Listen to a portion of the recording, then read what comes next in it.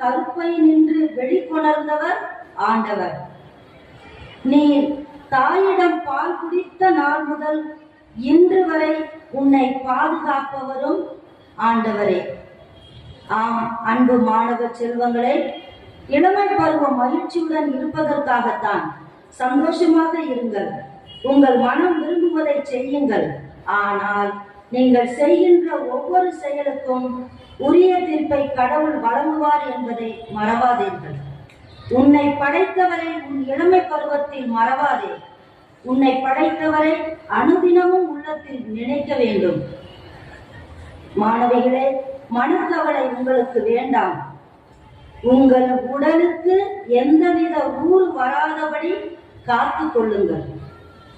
எப்பொழுதும் மகிழ்ச்சியாக இருங்கள். மாதாவும் பிதாவும் நம் பிறப்பின் அடிப்படை, குரு